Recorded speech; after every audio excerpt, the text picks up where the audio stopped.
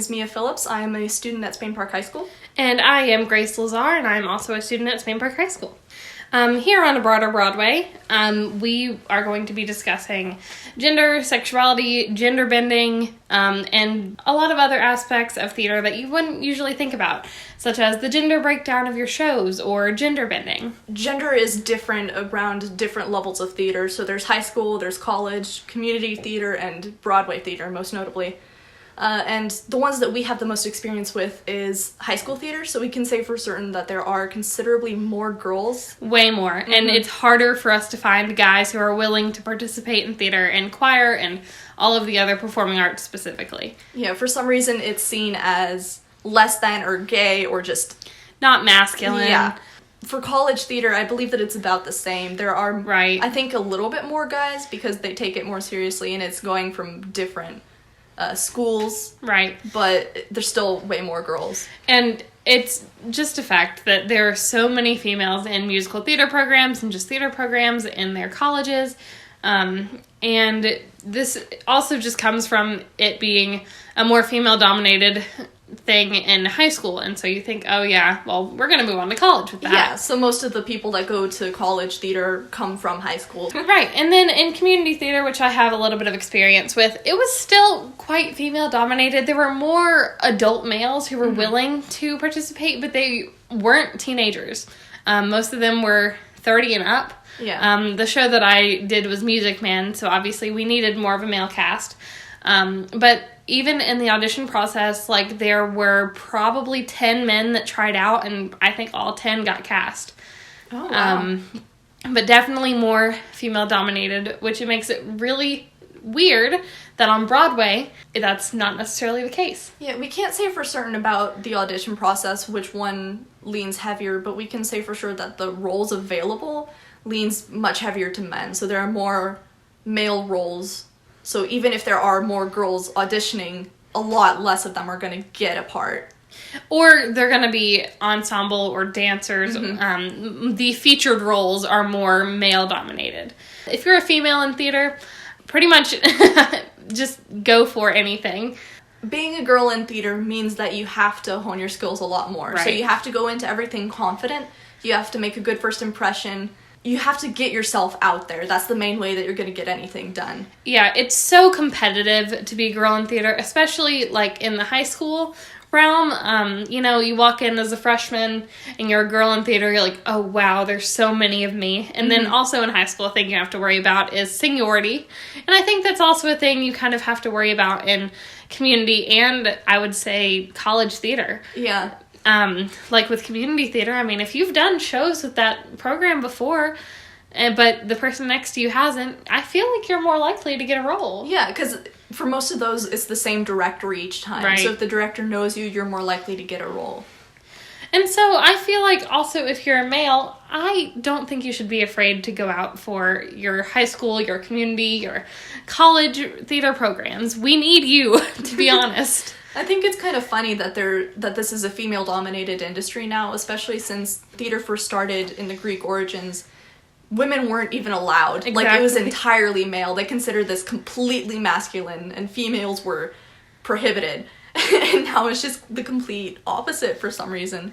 And it's really interesting, too, that people see this as emasculating and just people see it as gay, which is, first of all, you shouldn't call anything gay. But all of the work that these male actors have to do, like, a lot of them, they're so fit.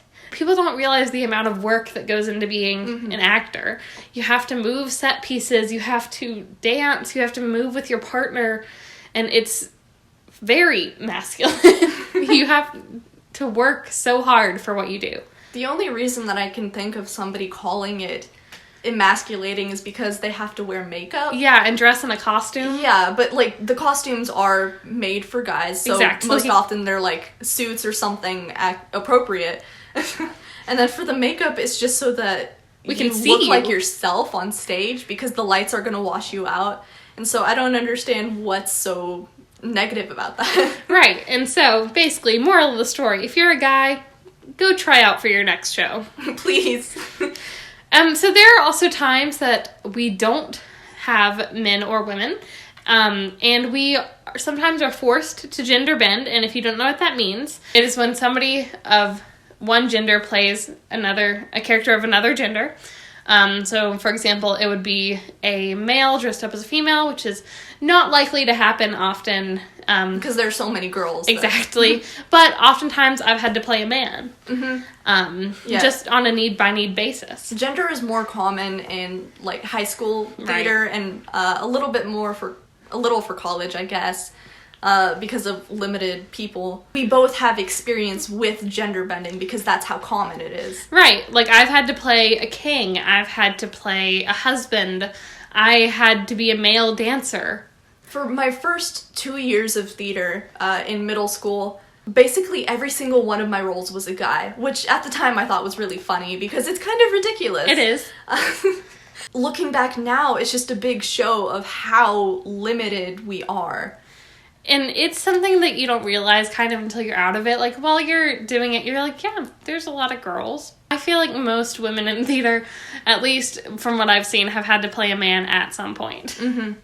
And it's nothing to be ashamed of. Honestly, it's kind of fun. You get to wear pants. Yeah.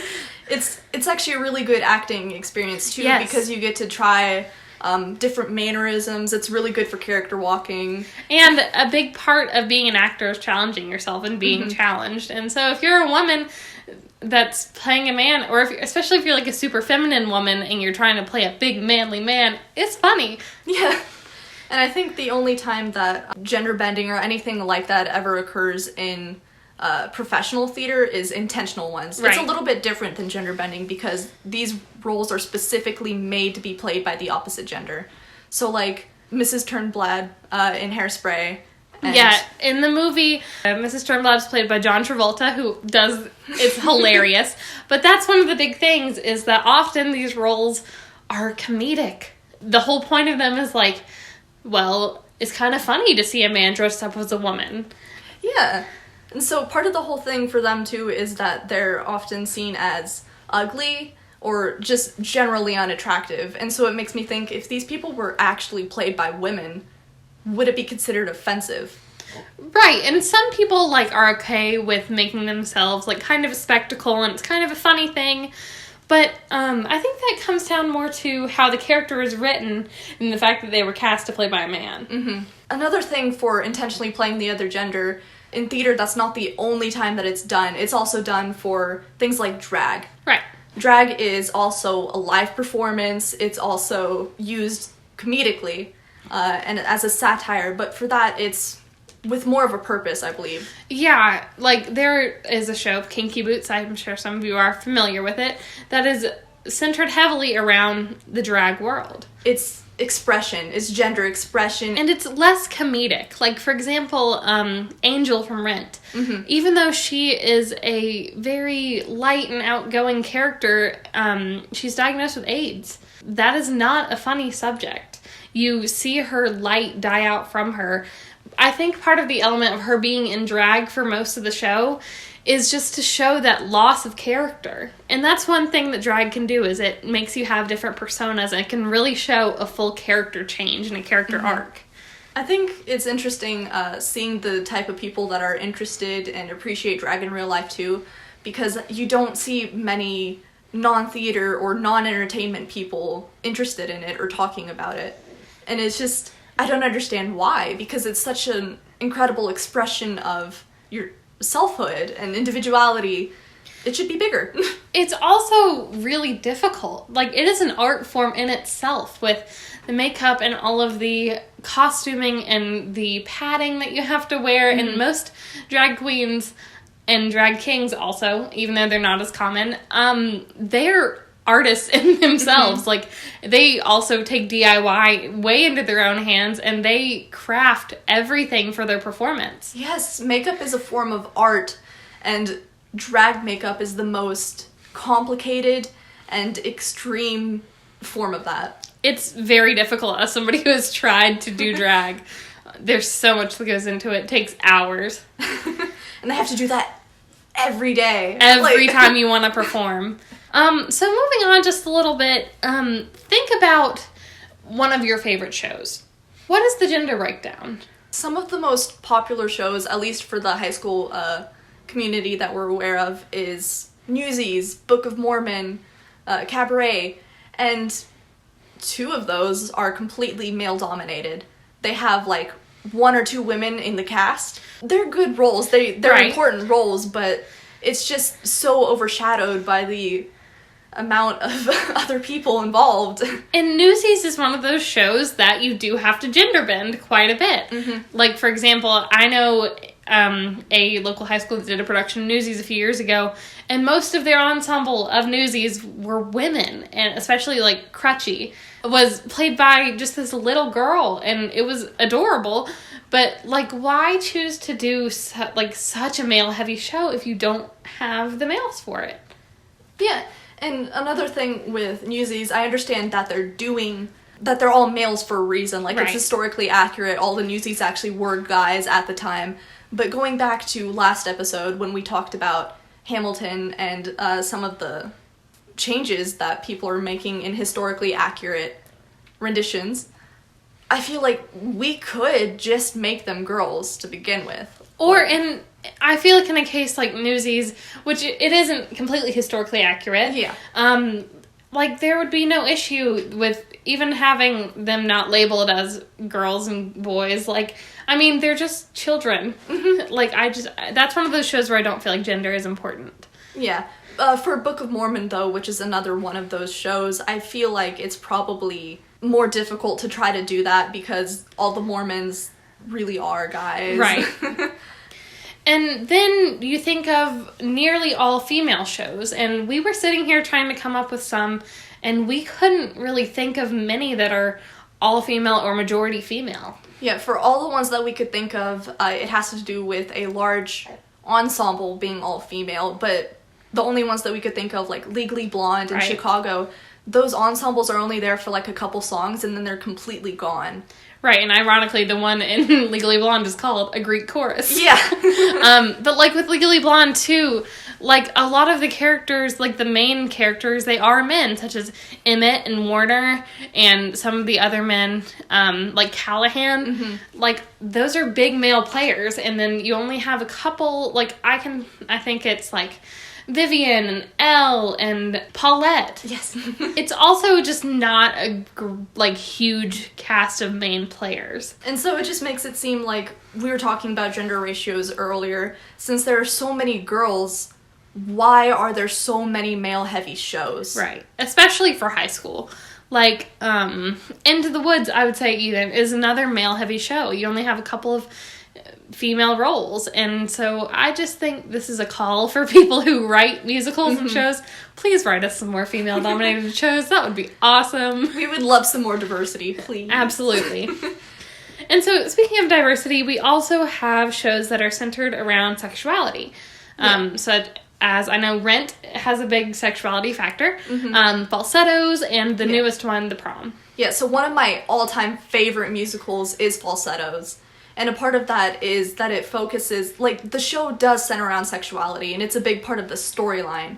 But all in all, I think that you could call the show an expression of character. Everything's centered around character development and character expression, even though sexuality is such an important part of it. And there are a lot of shows that have LGBT plus characters, but they're kind of one-dimensional. Like, one of the ones that I can think of would be Damien from Mean Girls. He's the funny gay best friend. And that's about all there is to his character. Yeah. And it's good to have some characters like that, right. because those people are real, and they're amazing and wonderful people, but it shouldn't be the only type of expression that we have, because there really aren't that many gay characters. You'll hear this later in an interview, but I asked somebody, do you see yourself represented on stage? As a member of the LGBT community, and he says no. You don't point at yourself on stage and say, I see somebody like me. It's just not common right now. Yeah. It's like, and even some smaller shows like Come From Away, where I noticed that they do have some representation and everything, like the couple Kevin and Kevin, which are really fun, and they both have very distinct personalities, but Come From Away isn't a popular enough show for that to really make waves, or to make as big of a difference as it should, because it's important. Also, a big problem with the LGBT community in media is there either is a tragic storyline with them where one of them dies, like even with Rent. Mm-hmm. Sorry, spoiler alert. But either it's very tragic or their relationship goes nowhere. Mm-hmm. I think we just need more development in treating the LGBT community as equals, which is something we're trying to do through all types of media and everything, is making equal representation for every person of every race, size, color, sexuality. Mm-hmm. That's a huge thing. Theater is one of the most accepting art forms, I would say, and just one of the most accepting industries. Mm-hmm. But how far does that go? Now we're going to bring in some people that can tell us their own perspectives of these issues. First, we have Grant Hohler. He's a junior at St. Park High School. He's a member of show choir and has done a couple of our musicals, such as Pippin. He is an avid member of our theater programs and has also worked tech. And so here we are to talk to him. First, just tell us about your acting experience and your experience in the arts in general. I have been in show choir since I was in 8th grade. I'm now a junior. I'm in chamber choir this year, and I've also joined a cappella. And then I've also done several musicals. And do you have any plans to continue acting or doing any music education after high school? I have not planned it, but I actually have thought about it. Are you treated differently as a man in theater? I honestly don't think so. Do you think that that's different more inside of the theater community, or is it a little bit different outside, your other non-theater friends? From the inside, it's kind of like a family. We accept each other as who we are, no matter our differences, and that's how it is. But on the outside, I kind of feel like I'm looked at differently, like I'm not normal, kind of not ordinary. That's the best way to explain it. Do you think that people see you as more gay or sexually flamboyant since you do participate in theater? Yes, that is a huge stereotype that all guys in show choir and in the arts are just automatically gay. From adults, I've had adults automatically assume that I was gay. For example, I went to homecoming with a girl. The dad thought I was gay automatically because I was in show choir, and so he felt comfortable with me going to homecoming with his daughter because I was gay. Do you feel that the casting process is easier or harder as a man in the arts, both in choir and on stage theater? I love this question. Honestly, in the audition process, I'm always told, oh, you're a guy, you'll get in automatically. You do have a better chance of getting in, but that does not mean you automatically get in. It is purely based on your talent and what you offer. Typecasting and how many people are in there, there are other things that go into it besides just your gender. Do you think that's the same for both theater and show choir? Yes, definitely.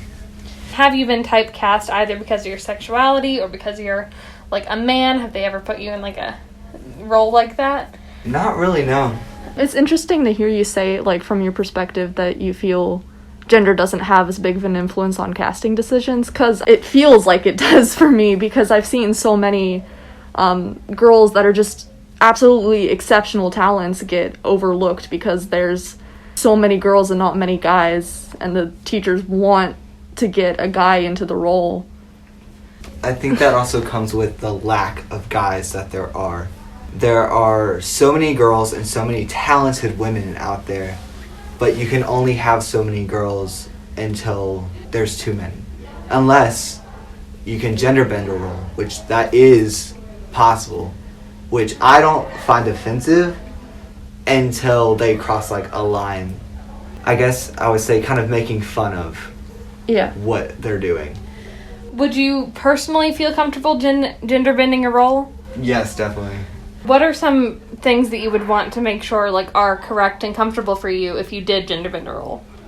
As long as I feel like I'm not putting myself out there to make me look stupid, to make fun of me in general, that I feel safe, that I feel comfortable in what I'm doing. If you're going to gender bend a role, you got to make sure that it's a good type casting. It can't just be random and, I guess, out there to make fun of. So then how do you feel about those roles such as Tracy Turnblad's mother in Hairspray that are traditionally played by men even though it is a woman, the character's a woman? I honestly thought that he is a great actor. Honestly, he did phenomenal in that role, and he fit the character. So personally, I did not find that offensive. Do you feel like you see yourself like accurately represented on stage, both as a man, either the macho man or the sensitive man? Do you feel like you can pinpoint a character that would define you? And also, do you see somebody that you connect to as a bisexual man? I am not the most knowledgeable of musicals and theater. I'm more of a choir person. Right. So personally, I feel like I could relate to a singer more than an actor. Like Harry Styles, he is phenomenal, and I love his personality, and he doesn't really care what he wears. He does what he does, and he loves doing it, and that's what matters, honestly. Do you think that you just haven't seen anyone in theater, either an actor or a character, or you don't know personally, or is it the fact that we lack representation? The only person I can automatically just think of off the top of my head would be, who's the actor in Mean Girls? Oh, Damien? Yes, Damien. That's the first person I can think of. Honestly, I think I would enjoy playing him. I think I'd be perfect. But I think we do lack representation in musicals. I feel like that's something that people are scared to touch on, the subject of that. How do you feel about, like, either in film or in theater and everything, about people playing sexualities that's not their own? Like, a straight person playing somebody gay or somebody gay playing someone straight? I automatically think of... Darren Criss? Yes, that's automatically who I think of. Honestly, if you're comfortable with it, good for you. I would say it's hard being gay going to straight. Yes. Than it is for a straight to go to gay. It just amazes me how amazing those actors are that can do that. It's acting. It's acting, and it's amazing. It kind of throws me for a turn sometimes. Do you have anything else you would like to add, or? Not that I know of. Okay, I think that's it. Up next, we have Dianne Rowe, who is the theater teacher over at Berry Middle School. Miss Rowe is the teacher that I had in middle school when I played so many men and I gender bended so often. And so going back now, we can learn a little bit more from her perspective. So, Miss Rowe, you're kind of special because you're both a director, you're an educator, and you have experience acting. Tell us a little bit about your acting history first. I did theater whenever I could get a chance. We didn't have an official elementary school program, but when I was in junior high, which is 7th, 8th, 9th grade, I think we did one show a year, and I did those. And then when I went to high school, we did 2 shows a year, and I did every show I could. I was an officer. I accumulated thespian points like they were going out of style. I did everything I could. I didn't major in theater in college because I came from a super practical, pragmatic family, and that just wasn't something that you did. But I did. When I went to my first 2 years of college, I was in a couple of shows because they would let non-majors, you could audition, and if you were cast, you were cast. So I did do a couple of shows in college, had my first directing experience. But then, like, real life and jobs and everything else hit, and I didn't do anything with theater, did no shows at all.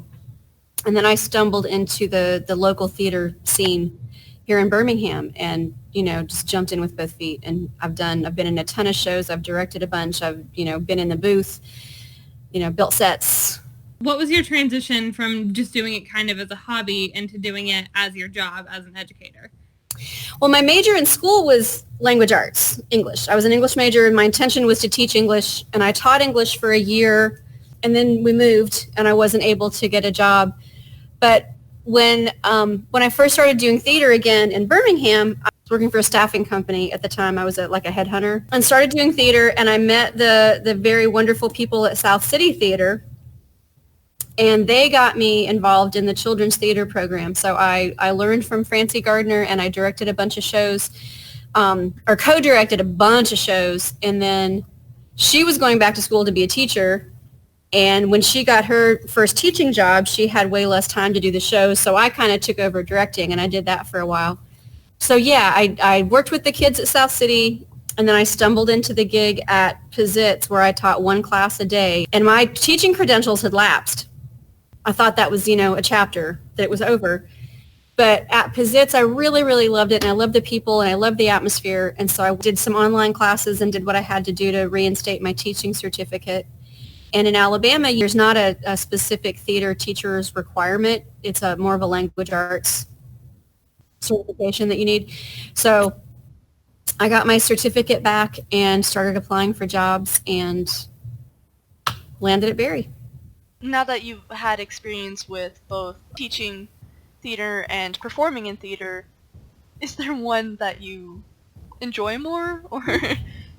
The one I'm doing at the time. I love directing kids. I absolutely love it, but if I'm in a show, it's typically a show that's adults, and so I like working with adults too, and it's just a very different atmospheres. So as far as like your class breakdown, is there a race majority also with kids that choose to do theater, like both after school and who choose to do the elective? My classes tend to be a higher percentage of white kids, even though we do have some diversity.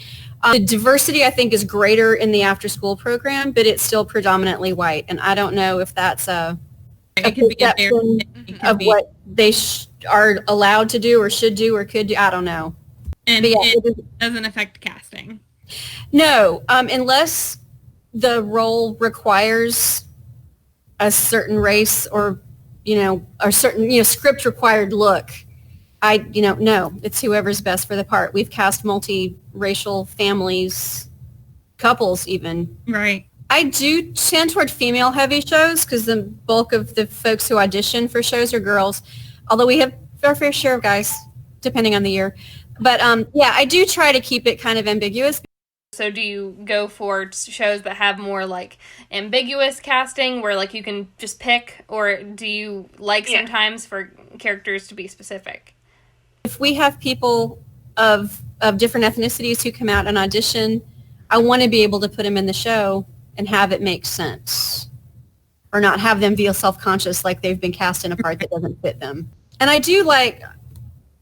I have misgivings about Hairspray Jr. in general, but it's probably not a show I would do at Barry, just because you can't cast the kids that dance on Negro Day as anything else. Yeah. It doesn't make any kind of sense, and we've never had that kind of a turnout of students of color that we could cast those roles. For like other shows similar to that, like race-specific shows, have you ever considered doing any of them? If so, like what types? Like West Side Story, Once on This Island, Hairspray?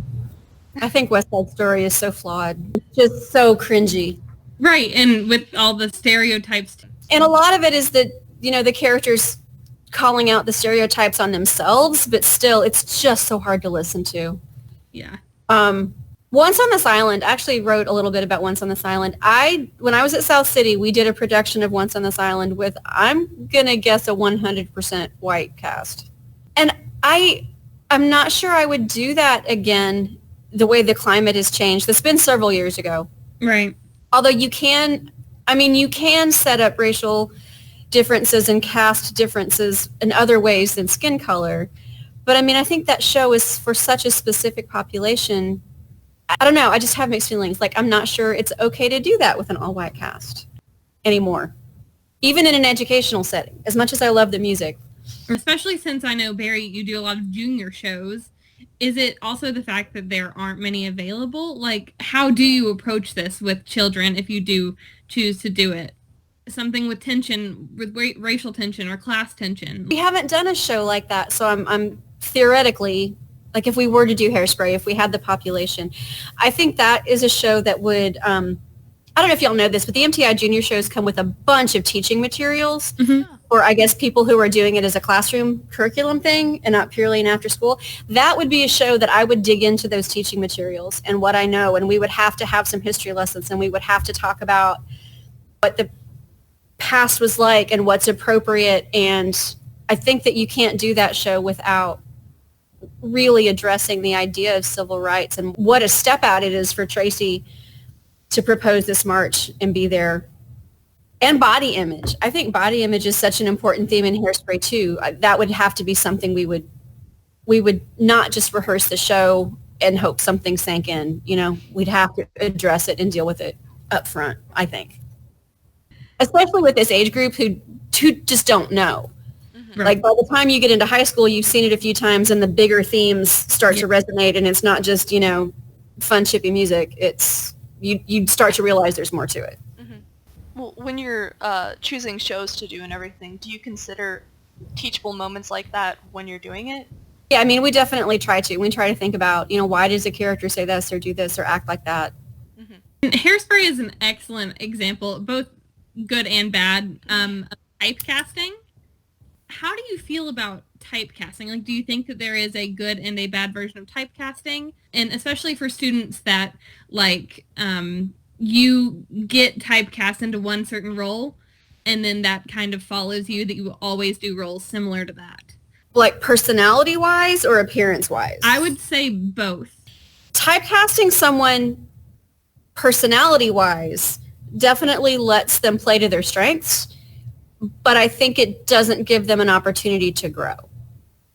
I directed To Kill a Mockingbird at South City several years ago, and I don't know if y'all know the story very well, but Bob Ewell, who's Mayella's dad, who's just this mean, hateful, small-minded, I would almost say evil character. I cast one of the nicest people I've ever known in my life. There's this adorable, soft-spoken gentleman, and when I called him to offer him the role, he tried to turn it down. He said, I just don't see myself as that. And I said, I don't either, but that's acting, and I think you can do it. And he was absolutely chilling in that role and loved every minute of it. Has mentioned it several times because I cast him way out of type and it happened to stretch him. Right. So yeah, I don't think we're doing anybody any favors. We might be making our job as directors easier. Yes. But we're not doing our actors any favors if we don't let them stretch and try something different. And as far as physical, that's so sensitive because some roles do require a certain physical type, but I think it's starting to matter less and less, and I think that's wonderful. Like Tracy, for example, if you didn't cast a plus-size actress, you would not get good feedback from that. But then also if you cast someone plus size in something like The Little Mermaid and you cast her as Ariel instead of Ursula, choices are a large part of that. Yes. I think you could it goes both ways. I think you could cast Ursula with a smaller person. Exactly. And it would totally play. It's going to be a lot harder sell to cast a plus size Ariel. In that particular example, if my best singer, my best actress, my best talent for that role, if she was going to be comfortable, then I think I would do that. We did Music Man. Yeah. There was a plus-size actress that auditioned for Zenita, and I really pushed for her. And I thought Mary Rose did an amazing job, but I thought this other girl would have done a good job too, and I got outvoted. And I think a lot of it came down to physical appearance. Mary Rose, you know, had the blonde ringlets and the small frame and jumping around. Yeah. It's really interesting also to hear, like, after having you as a teacher and a director, just it's so hard to talk to directors, like, after the fact, especially after you've known them for a long time, because directing is, like, it's controversial very often. It's so interesting to hear just thought process behind anything, especially if you want to become a director or even just work in here at all. Yeah, and I think I've gotten better about, as I get more experienced, I think I've gotten a lot better about being not as reliant on typecasting and not as reliant on casting someone the way I think they should look and really focusing on who. Because if someone can sell it, if you're plus size and you can sell Ariel or you can sell Marion or you can sell whatever, there's no reason why those opportunities shouldn't be there. Right. I was going to ask if you have experience as an actress, if you've been typecast, and your opinions on that, because sometimes it's not always the best. I think that I probably have been, and I think it's more about, I've always been like leaning toward the plus size. I'm bigger now than I was in high school. But I think it was less about my size than it was about my height, honestly. I was never the ingenue. I was never the love interest. I always got the character roles or the mothers. Yep. Or the narrators. But I think it was I didn't look like the love interest. And that was a tough pill to swallow because those were usually the big parts and I wanted the big parts. And then, as you get older, God, character roles are the best. Who wants to be the love interest? Oh my God, that's boring. I get the roles like Mrs. Shin and that kind of thing. But they're fun. Exactly. There's nothing wrong with those types of roles. The only real issue that comes with situations of always getting those roles is the fact that you never get to expand or try other things. Yeah. I did get cast. The show that I was in when the world changed last March, I was cast as a glamorous actress. It was so much fun, and I got to wear this amazing blonde wig and, walk around and be all imperious. And it was great, and it was out of type. And I have been cast out of type a few times, usually by people who know me and, trust what they think I can do and bring to the role. But having a type isn't always a bad thing, right? I don't know how much experience you have with film, but even if you walk into an audition room and you know that you are suited for the funny best friend with the weird quirky interests, if you walk in, wouldn't you feel more confident in that role? Yeah, I think so, definitely. Like if you know your type and you know what roles you're going to be best suited for, yes, like you said. But that's not stretching your confidence either. Right. But then there's work, don't work. And so as a director, when are those times that you have to take that risk? Like I know you said with the To Kill a Mockingbird example, but when's a time when you don't really know, like instead of just casting the straight opposite, what about those people that could kind of go either way and haven't found their type yet? I don't know. It's kind of a gut thing. When I audition people, I like to give them challenges. Now sing it like this, and now try it like that, and now tell your joke like this, just to kind of see what their range is. And again, in educational theater, if I've got someone who's been working their little butt off since 6th grade, I'm going to probably give them something to stretch a little bit in 8th grade, if I can, if the show lends itself to that. Do you have any students, or have you had students with like physical disabilities, like a wheelchair or prosthetics?